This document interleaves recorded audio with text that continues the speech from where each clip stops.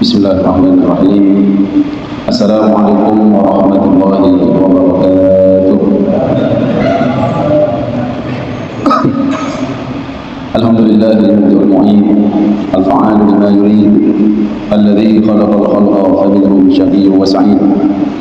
Fahadha qarrabahu li hadratihi wa hadha ashqahu fa huwa ba'id. Asyhadu an la ilaha illallah wa asyhadu anna Muhammadan abduhu wa rasuluh. أفضل الرسل والعبيد.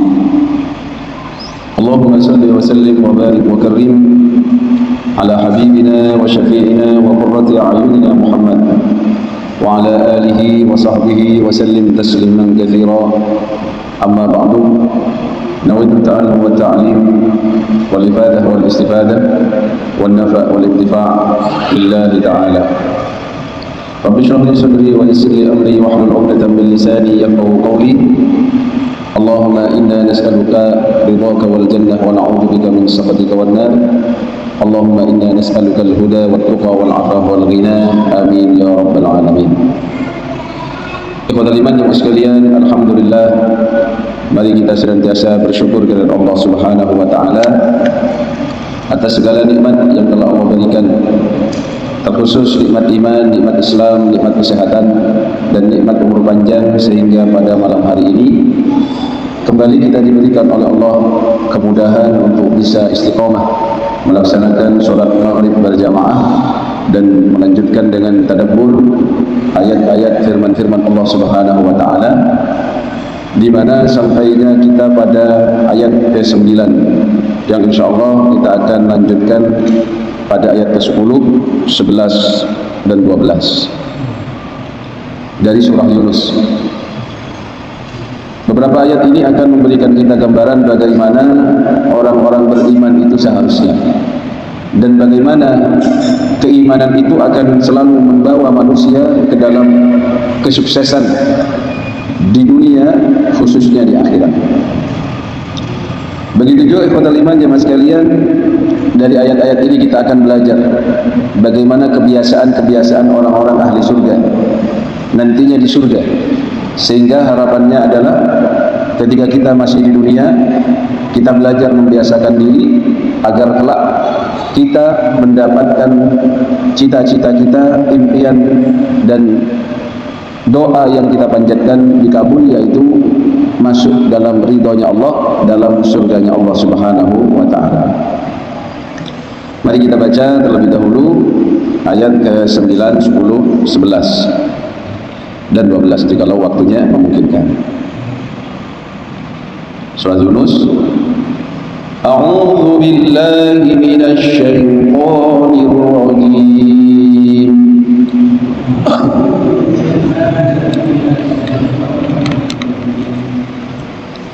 Bismillahirrahmanirrahim.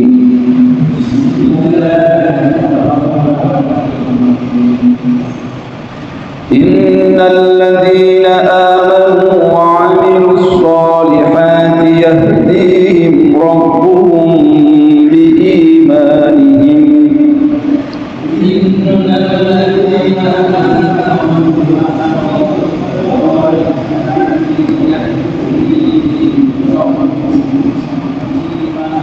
tajri min tahtihimul anharu fi jannatin na'im.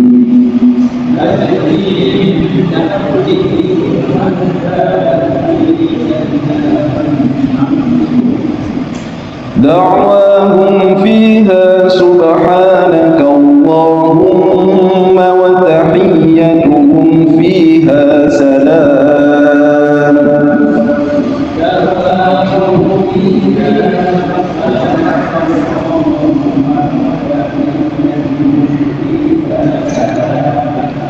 Wa akhiru da'wahum anil hamdulillahi rabbil alamin.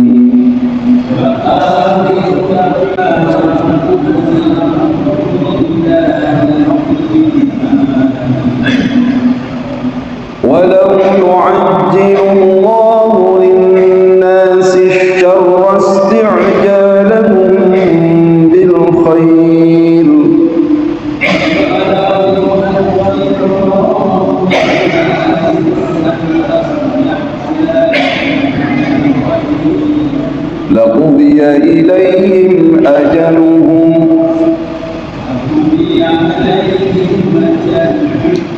فنذر الذين لا يرجون لقاءنا في طغيانهم يعمهون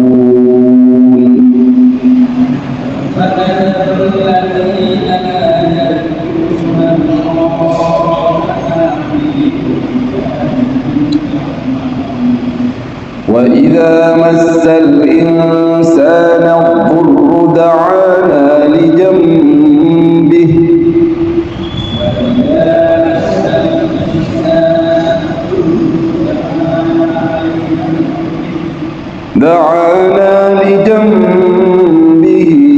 أو قاعدا أو قائما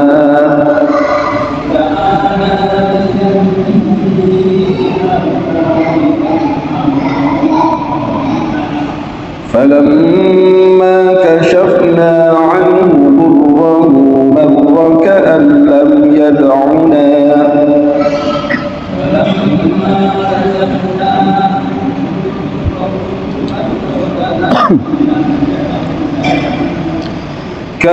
لم يدعنا إلى ضر مسه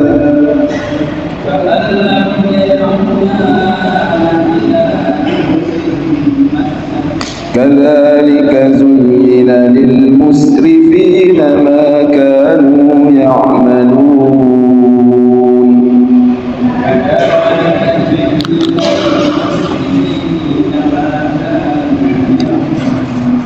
صدق الله العظيم. Ikhwatul iman jemaah sekalian, Allah Subhanahu wa taala menegaskan dalam firman-Nya terkait perihal orang-orang yang mau beriman kepadanya. Setelah sebelumnya menjelaskan kondisi orang-orang yang kufur dan tidak mau bertemu atau tidak menginginkan adanya pertemuan dengan Allah Subhanahu wa taala. Padahal pertemuan dengannya adalah suatu nikmat yang cukup indah, yang sangat agung, yang diharapkan setiap hamba yang mencintai kepada Allah Subhanahu wa taala. Innal ladzina amanu, sesungguhnya orang-orang yang mereka beriman kepada Allah, wa amilus shalihat, dan mereka senantiasa mengerjakan amalan-amalan saleh, yahdihim rabbuhum, maka akan memberi petunjuk kepada mereka rabbuhum, Tuhan mereka yaitu Allah, biimanihim, sebab keimanan mereka. Tajri min tahtihimul anhar, mengalir dari bawah mereka al-anhar, sungai-sungai, fi jannatin na'im, di taman-taman surga kenikmatan. Ayat ke-9 ini memberikan penegasan bahwasannya sesungguhnya orang-orang yang beriman kelak ketika dibangkitkan oleh Allah menuju hari akhir, menuju hisabnya Allah Subhanahu wa taala di yaumil qiyamah, maka mereka akan mendapatkan amal-amal mereka yang dilakukan dengan penuh keimanan menjadi petunjuk bagi mereka, di mana amal-amal saleh itu diserupakan menjadi cahaya yang membimbing seseorang yang beriman menuju siratal mustaqim, menuju jalan yang lurus, yaitu ke dalam surganya Allah Subhanahu wa taala. Namun sebaliknya, orang-orang yang kafir kepada Allah diserupakan amal-amalnya sejak dia di dunia mengamalkan amal-amal yang keluar, tidak mengindahkan perintah-perintah Allah, bahkan tidak menyembah kepada Allah, maka amal-amal itu diserupakan dengan bentuk yang sangat buruk, bahkan serupa dengan kegelapan yang mana menggiring mereka kepada murkanya Allah, ke dalam nerakanya Allah Subhanahu wa taala. Maka ikhwatul iman jemaah sekalian, bersyukur bagi orang yang beriman dan bisa membuktikan keimanannya dengan melaksanakan amal-amal soleh yang diniatkan hanya lillahi ta'ala, yang kelak amal-amal ini tidak hanya memberikan petunjuk dan membimbingnya ke dalam surganya Allah, tapi sejak di alam barzakh pun, di kuburan pun telah menemani sahibul amal. sehingga orang tersebut bertanya, siapakah kamu? Aku tidak pernah melihat seseorang di dunia seindah dan secantik serupawanmu. Maka orang tersebut mengatakan, saya adalah amal-amal solehmu di dunia yang Allah serupakan dan menemaninya sampai hari kiamat di alam kubur. Namun sebaliknya, bagi orang-orang yang tidak beriman, yang amalan-amalannya ini penuh dengan kedurhakaan kepada Allah, penuh dengan kemaksiatan kepada Allah, maka amal-amal itu diserupakan dengan bentuk yang buruk, bahkan baunya pun busuk. Dan orang itu bertanya, siapa kamu? Aku tidak pernah melihat orang seburuk kamu. Maka dia pun berkata, aku adalah amal-amal keburukanmu di dunia yang Allah serupakan dan akan menemani orang tersebut di alam kuburnya sampai dibangkitkan di hari kiamat. Dan itu pun masih dilanjutkan nanti menjerumuskannya ke dalam siksa nerakanya Allah. Na'udzubillahi min dzalik. Sedangkan apa? Orang beriman, amal-amal solehnya ini, yahdihim rabbuhum biimanihim yakunu lahum nuran yamshuna bihi, akan menjadi cahaya yang menggiring mereka, memberikan petunjuk kepada mereka kepada surganya Allah, kepada nikmat-nikmat yang Allah siapkan untuk mereka sejak dia bangun dari kuburnya. Bahkan dikatakan, yumadzilu lahu amalu fi suratin hasanah wa rihin thayyibah idza qama min qabrihi yu'aridu sahibahu. Jadi semenjak dia sudah bangun, dibangkitkan dari kuburnya, maka amal ini juga pun membimbing dia ke jalan-jalan keridhaan Allah Subhanahu wa taala. Semoga amal-amal kita nantinya, amal-amal soleh ini kelak bisa membantu kita, membimbing kita menjadi cahaya-cahaya kebaikan bagi kita. Amin, Allahumma amin. Yang jelas amal soleh itu Pak harus lillahi ta'ala, dikerjakannya niat karena Allah Ta'ala dan juga sesuai dengan tuntunan Rasulullah Sallallahu Alaihi Wasallam. Kemudian ikhwatal iman, dalam ayat ke-10 Allah mengisahkan bagaimana kondisinya orang-orang yang ahli surga. Dikatakan bahwasannya dakwahum, doa-doa mereka fiha, di dalam surga, senantiasa bertasbih kepada Allah, subhanakallahumma, senantiasa mensucikan Allah. Bahkan para ahli surga ini bertasbih sangat-sangat sering, sesering mereka bernafas sebagaimana kita di dunia setiap saat bernafas, setiap bahkan sedetik kita bernafas. Ini gambaran bagaimana kalau kita ingin menjadi ahli surga, memang setiap kita ini menghirup nafas, mengeluarkan nafas, itu tidak lepas dari zikir kepada Allah Subhanahu wa taala. Bahkan orang-orang yang spesial di hadapan Allah, dia tarik nafas, keluarkan nafas, itu disertai dengan zikir. Entah itu zikir istighfar, alhamdulillah, bertasbih, mengingat kepada kebesaran Allah. Karena kalau kita beli udara ini, oksigen ini, maka butuh jutaan dalam sebulan harus kita bayar. Kalau kita melihat saudara kita yang sedang bernafas di rumah sakit menggunakan tabung oksigen, itu kalau beli bisa 9 juta, 10 juta. Maka kalau kita ini tidak pernah ingat kepada Allah Subhanahu wa taala ketika menikmati nikmat yang sudah Allah berikan berupa udara segar, oksigen yang baik, maka ini menjadi catatan bagi kita.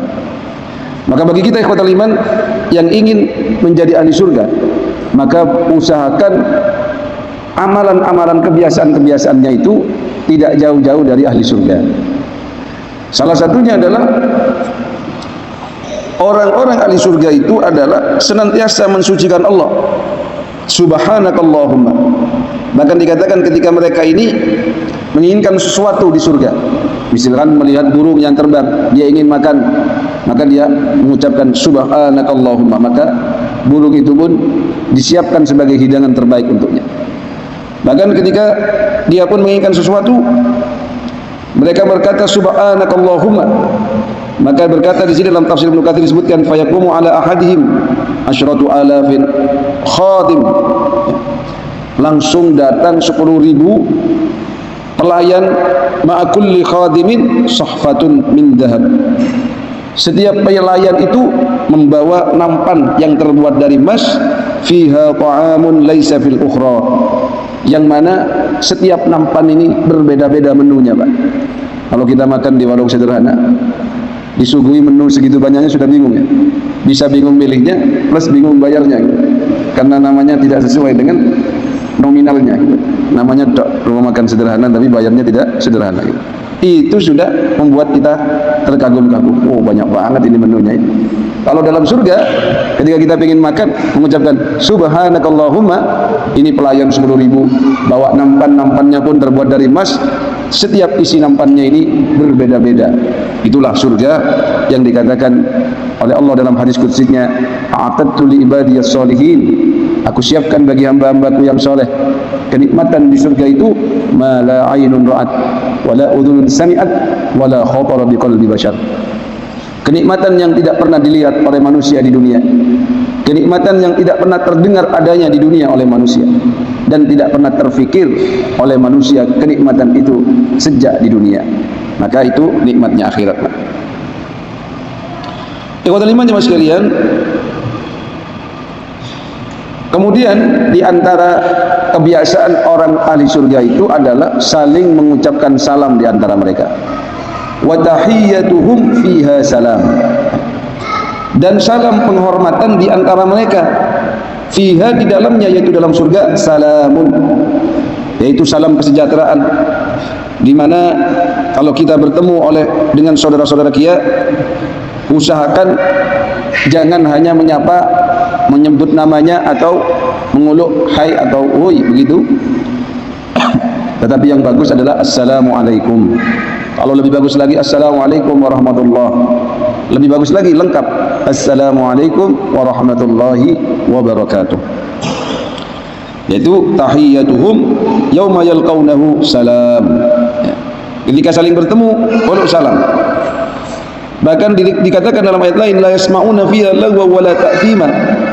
Kita tidak akan mendengar di dalam surga itu perkataan-perkataan yang lawun, yang tidak penting, atau perkataan-perkataan yang mengandung dosa. Illa qilan salaman salama, kecuali salam kesejahteraan di antara penduduk surga. Begitu juga salam kesejahteraan dan kenikmatan, salamun qaulam mir rabbir rahim, dari Tuhan kita Allah yang Maha Pengasih dan Maha Penyayang. Ikhwatul iman jemaah sekalian, bahkan Nabi SAW memberikan resep bagi kita yang ingin saling mencintai karena Allah. Kita diusahakan untuk senantiasa mengikuti kebiasaan ahli surga ini, yaitu sering-sering mengucap salam. Misalkan kita ini sedang lewat, apalagi berkendara, ketemu teman baik kenal atau tidak kenal, sebenarnya dianjurkan untuk uluk salam, karena uluk salam ini adalah doa keselamatan. Di antaranya dari Abdullah bin Amr bin As radhiyallahu anhu,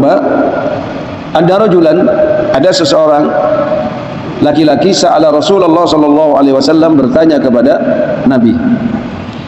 Apa pertanyaannya?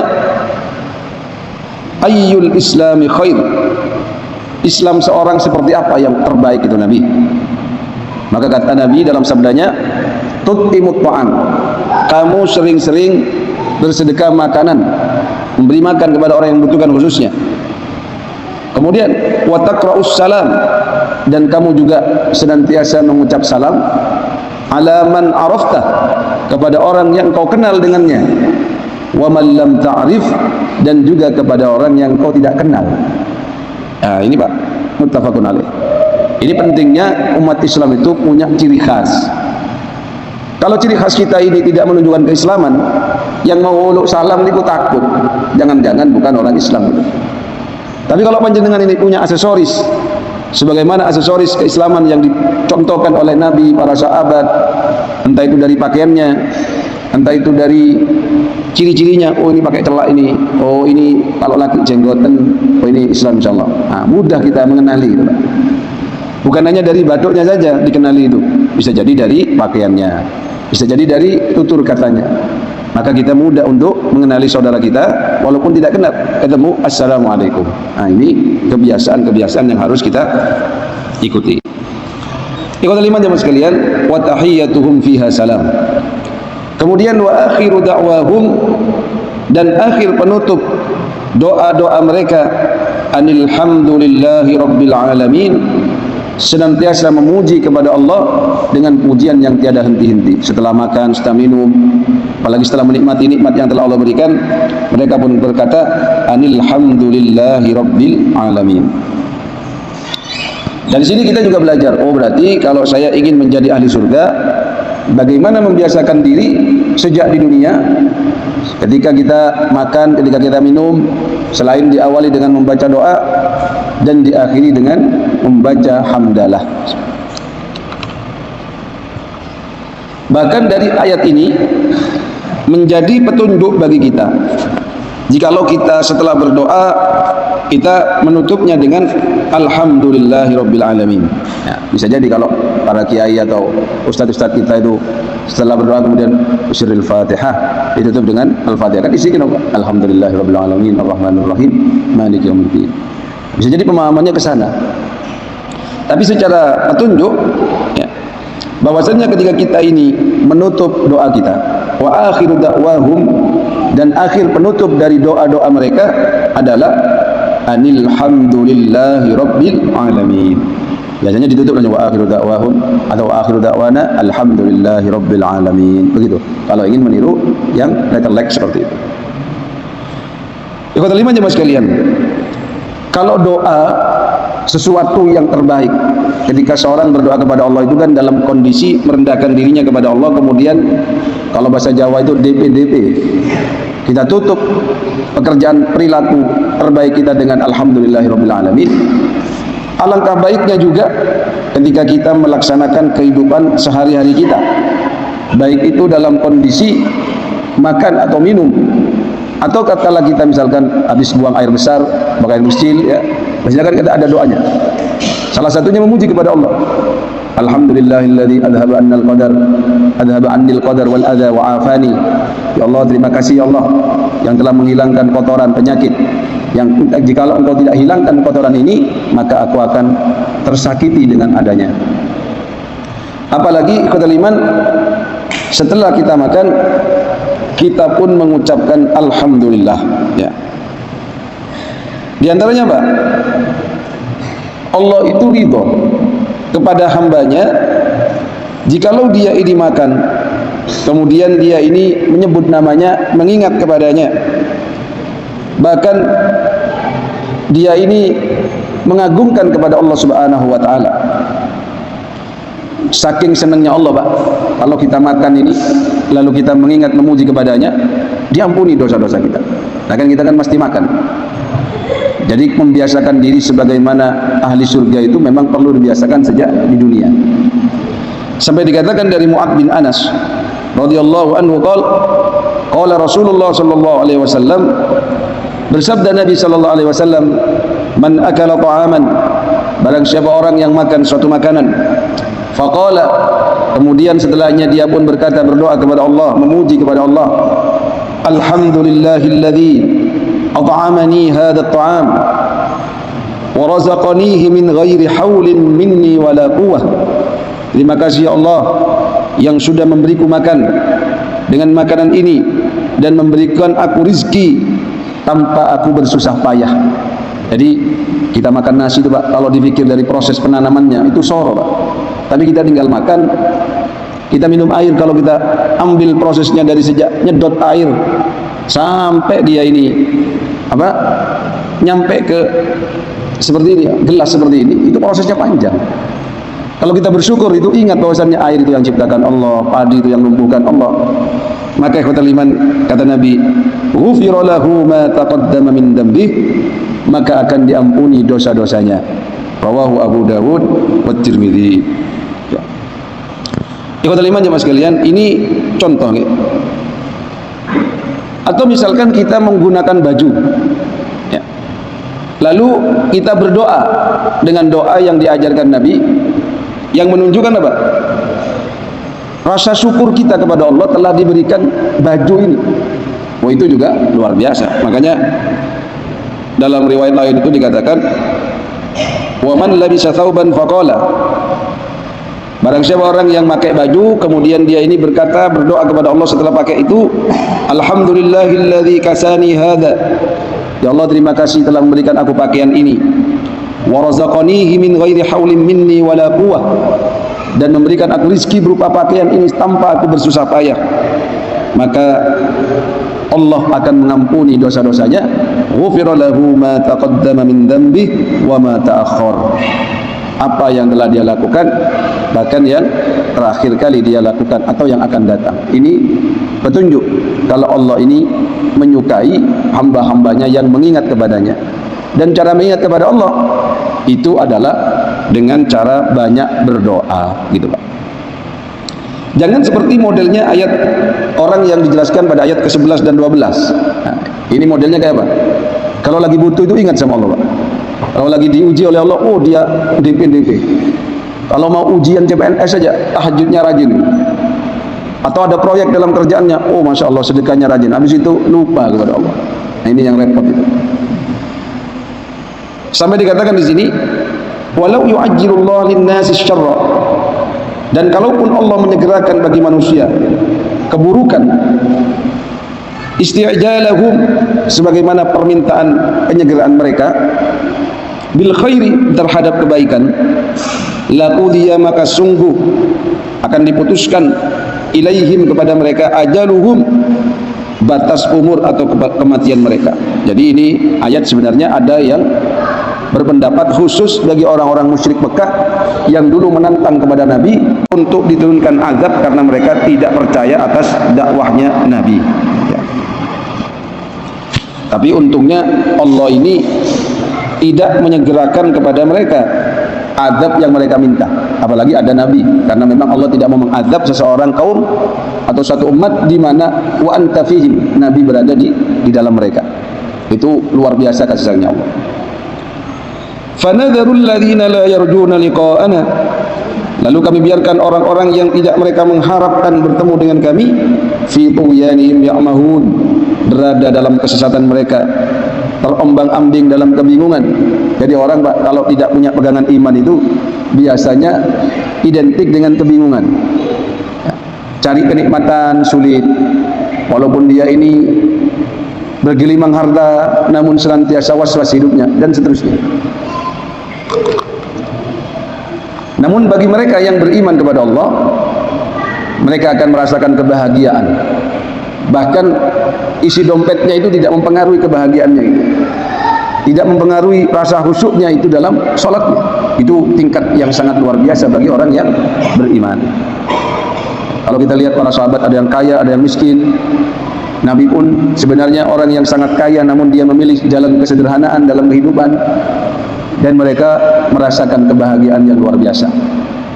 Bahkan sebelum beriman mereka pun dalam kondisi harta benda yang melimpah, namun setelah beriman, hijrah misalkan, hartanya ditinggal, dia pun jatuh dalam ekonomi yang tingkat terendah, tapi masih dalam keimanan dan tidak tertimpa keputusasaan. Nah, itu hebatnya orang-orang yang beriman. Kemudian ikhwatal iman, di ayat 12, wa idza masal insana ad-durru, dan ketika mengenai kepada manusia suatu mara bahaya, baik itu kemiskinan, baik itu rasa sakit atau diuji oleh Allah dengan sakit, da'ana, maka mereka pun berdoa kepada Allah. Nah, ini yang tidak diinginkan, Pak. Jadi pas butuh saja ingat sama Allah, setelah keluar dari masa-masa ujian lupa kepada Allah, ya. Bahkan katanya da'ana li jambi, dia berdoa kepada kami dalam kondisi berbaring, au qaidan, tatkala dia duduk pun berdoa kepada Allah, au qaiman, dalam kondisi yang berdiri pun mereka berdoa kepada Allah. Tapi falamma kashafna anhu durrahu, maka ketika kami telah hilangkan darinya bahayanya, ujian-ujiannya, marra, mereka pun kembali kepada kekufuran. Ka'allam yad'una, seakan-akan mereka ini tidak pernah berdoa kepada kami untuk menghapus apa? Ila dhurrim massahu, terhadap bahaya yang telah mengenainya. Ini sama kondisinya dalam kondisi apa? Kisahnya Sa'labah misalkan. Ketika miskin, bisa sholat jamaah di masjid, minta doakan kepada Nabi, setelah didoakan jadi orang kaya, lupa enggak ke masjid. Kisahnya sinten? Fir'aun. Ketika diazab oleh Allah, banyak kata, banyak belalang, banyak kutu, ya. Lalu dia minta, Musa, doakan kepada Tuhanmu, nanti kalau dihilangkan semua hujan-hujan ini, kami akan beriman. Setelah didoakan, hilang semua itu, mereka lupa, Pak, durhaka lagi. Begitu kondisinya orang yang kufur kepada Allah.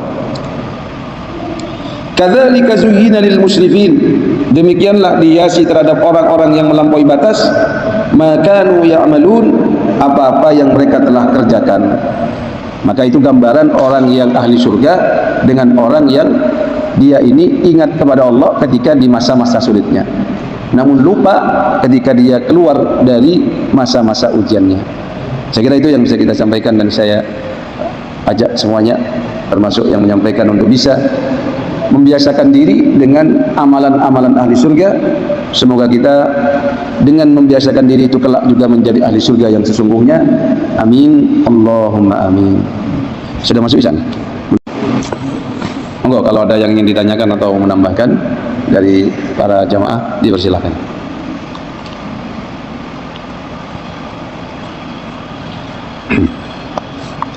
Sampun nggih. Alhamdulillah, beberapa ayat telah kita bahas, kita tadabburi, termasuk ayat ke-11 dan 12 nih, Pak. Yang mana jangan sampai kita meminta, menantang kepada Allah sebagaimana kondisinya orang-orang kafir, Pak. Jadi kalau kita perhatikan, orang-orang yang diutus kepadanya para nabiullah, para rasulnya Allah, itu biasanya selalu nantang.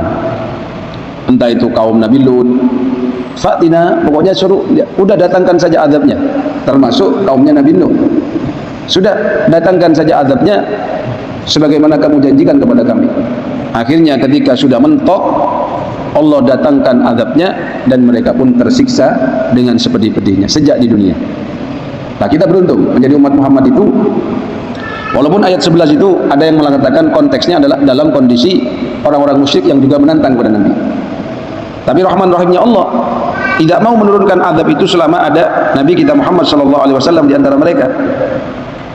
Dan dari situ, ikhwatal iman, jangan sampai kita ini orang Islam mengaku beriman tapi berani menantang terhadap azabnya Allah Subhanahu wa ta'ala. Jangankan menantang azabnya, menantang hukumnya Allah saja orang beriman itu tidak etis. Misalkan sudah dikatakan hukumnya seperti ini, tidak bisa ditakwil, tidak bisa bukan ranah ijtihad, ya sudah, kita sami'na wa ata'na. Kalau sudah tidak ada ranah ijtihad di situ, entah itu keharuman riba atau keharuman zina atau apa, ya kita harus bisa tunduk dan patuh. Kemudian kepada iman, kita usahakan dalam memposisikan diri sebagai hamba itu tidak hanya menunjukkan kerendahan diri kita di hadapan Allah dikala butuh saja, tapi bagaimana rutin kita mengingat dan merendahkan diri kita, tawaduk kita kepada Allah dalam setiap waktu, bahkan dalam setiap amal yang kita lakukan, baik itu amal ubudiyah atau amal-amal yang keseharian. Makanya kalau mengikuti tuntunan Nabi, ada doa dalam setiap pekerjaan dan amal, itu menunjukkan kita senantiasa tunduk kepada Allah dan senantiasa memposisikan diri sebagai hamba. Nah, kalau demikian, insya Allah ridhonya Allah, Rahman Rahimnya Allah akan senantiasa kita dapatkan.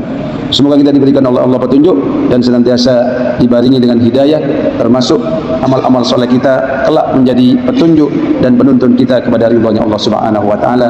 Amin, Allahumma amin. Subhanakallahumma wa bihamdika asyhadu an la ilaha illa anta nastaghfiruka wa natubu ilaik.